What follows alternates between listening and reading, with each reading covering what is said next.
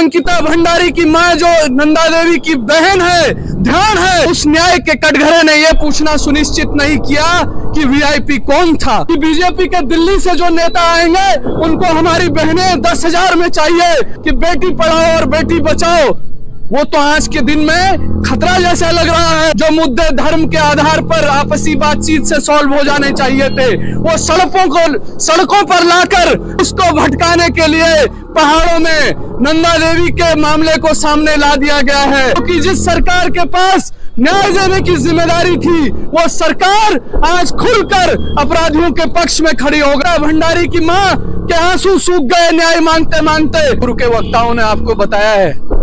और इस न्याय यात्रा के हमारे दो महत्वपूर्ण साथी, सबसे पहले तो मैं उनका धन्यवाद ज्ञापित करता हूं कि जो ये लड़ाई है, ये लड़ाई आज के दिन में लड़ने की जरूरत क्यों है, इसको पूर्व के वक्ताओं ने विस्तार से बताया है। हमारे और साथी, उन्होंने इस मामले पर अपनी बात शुरू से क्या ये घटनाक्रम हुआ और क्यों ये लड़ाई लड़ने की आज जरूरत है, इस बात को कहा है।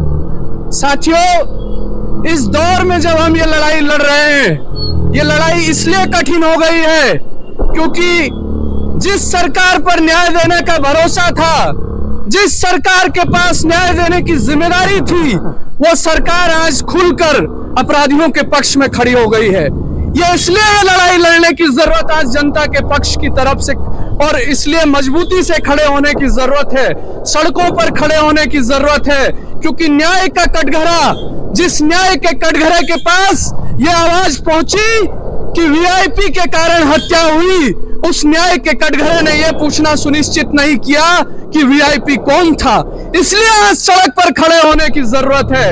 ये सड़क पर खड़े होने की जरूरत इसलिए है क्योंकि आज सरकार किसी मुद्दे को भी दूसरा मुद्दा लाकर आज भटका सकती है, और इसलिए जरूरी है कि आज के दिन में अंकिता भंडारी का जो मामला है, न्याय की लड़ाई का मामला है, उसको भटकाने के लिए पहाड़ों में नंदा देवी के मामले को सामने ला दिया गया है। और ये इस मंच के माध्यम से मैं कहना चाहता हूं कि नंदा देवी जो यहाँ पहाड़ों की आराध्या देवी है, जो यहाँ की ध्यान है, वो ध्यान की बहन अंकिता भंडारी की माँ अगर आज सड़कों पर लड़ रही है, तो अंकिता भंडारी की माँ जो नंदा देवी की बहन है, ध्यान है, अगर उसको न्याय नहीं मिलता है, तो ये आरोपी जो लोग मुद्दा भटका रहे हैं, उसको कभी अगस्त मुनि के विवाद से जोड़ रहे हैं, जो मुद्दे की सड़क के नहीं है, जो मुद्दे धर्म के आधार पर आपसी बातचीत से सॉल्व हो जाने चाहिए थे, वो सड़कों पर लाकर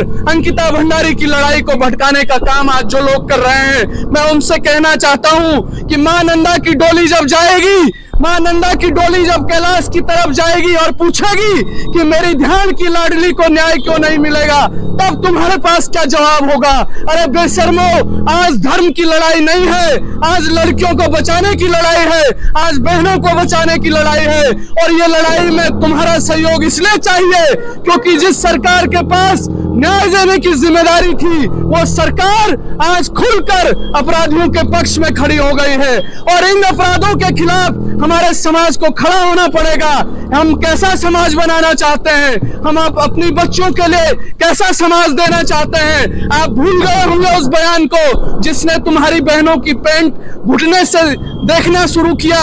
उसने कहा कि जब लड़कियां घुटने फाड़कर जो पैंट पहनती है, वहां से सभ्यता खराब होती है। वो किससे जुड़े हुए लोग हैं? और आज आप देखिए कि उत्तराखंड में उन्हीं से जुड़े हुए लोग यहाँ 10,000 में आपकी बहनों को परोसने के लिए खड़ा कर रहे हैं बाजार में। आप देखिए आज होटलों के जितने भी रिसेप्शन हैं, उन पर जो लड़कियां काम कर रही हैं, क्या सरकार के पास कोई आंकड़ा है कि कितनी लड़कियां ऐसे होटलों में काम कर रही हैं? और उनकी सुरक्षा के लिए क्या इंतजाम सरकार के पास है? सरकार के पास कोई आंकड़ा नहीं है, सरकार के पास कोई इंतजाम नहीं है उनकी सुरक्षा का। इसलिए इस सड़क पर खड़े होने की जरूरत है, इसलिए सड़कों से कहने की जरूरत है कि सरकार जो ढोल पीट रही थी, जो कह रही थी कि उत्तराखंड का जो ये दशक है, ये उत्तराखंड का दशक किसने कहा? माननीय प्रधानमंत्री जी ने कहा कि जो भारत का ये दशक है, ये उत्तराखंड का दशक होगा। और क्या ये ऐसा दशक होगा जिसमें हमारी बहनों को न्याय नहीं मिलेगा? जिसमें मां अंकिता भंडारी की मां के आंसू सूख गए न्याय मांगते मांगते, और वो भटक रही है उस न्याय की लड़ाई के लिए, लेकिन न्याय नहीं मिल पा रहा है। क्या ऐसा दशक बनाने की बात हुई थी? यह संस्कृति जो आज के दिन में यहाँ खड़ी कर दी गई है कि बीजेपी के दिल्ली से जो नेता आएंगे उनको हमारी बहनें 10,000 में चाहिए, तो क्या इसके खिलाफ लड़ने के लिए उत्तराखंड के लोगों के कान में कोई आवाज आ रही है कि नहीं आ रही है? उत्तराखंड के लोग अपनी बहनों के सम्मान के लिए, मां के सम्मान के लिए खड़े होने का हिम्मत रखते हैं कि नहीं रखते हैं, ये सवाल उनके ऊपर है। और हम इस मंच के माध्यम से कहना चाहते हैं कि अंकिता भंडारी की लड़ाई बहनों की लड़ाई है, मां की लड़ाई है। हम सबको खड़े होकर इस बात के लिए लड़ना पड़ेगा कि वो जिसके कारण हत्या की गई उसको कठोर से कठोर सजा मिलनी चाहिए, और वो सजा जल्दी मिले, तब जाकर इस बात की सुरक्षा होगी कि अपने राज्य में हम जैसा समाज बनाना चाहते हैं, एक न्यायपूर्ण समाज, वो सरकार दे पा रही है। वरना इन सरकारों को इस्तीफा देना चाहिए कि वो नाकामयाब रहे। उन्होंने बेटी पढ़ाओ बेटी बचाओ का नारा लोगों की सुरक्षा के लिए दिया था या लोगों को चेतावनी के लिए दिया था, आज ये समझना मुश्किल हो गया है। इसलिए यहाँ खड़ा होना जरूरी है कि 2014 में जो सरकार इस बात पर खड़ी होकर आई कि बेटी पढ़ाओ और बेटी बचाओ, वो तो आज के दिन में खतरा जैसा लग रहा है कि अच्छा पढ़ा कर दिखाओ इस बच्ची को। उस अंकिता भंडारी के पिता के सपने ही नहीं, उत्तराखंड के हर उस बाप के सपने उस लड़की के साथ हत्याकांड में मर गए। जो बाप अपनी बेटी को पढ़ा लिखा कर इस बात के सपने देखता है कि उसकी बेटी उसका नाम रोशन करेगी, वो सारे सपने हत्याकांड के साथ मटिया मेट हो जाते हैं। और उससे भी ज्यादा इस राज्य का सपना हत्याकांड के साथ मटिया मेट हो जाता है कि राज्य की सरकार खुलेआम अपराधियों के पक्ष में खड़ी हो जाती है। तब आज हमें इस लड़ाई को लड़ने की जरूरत है।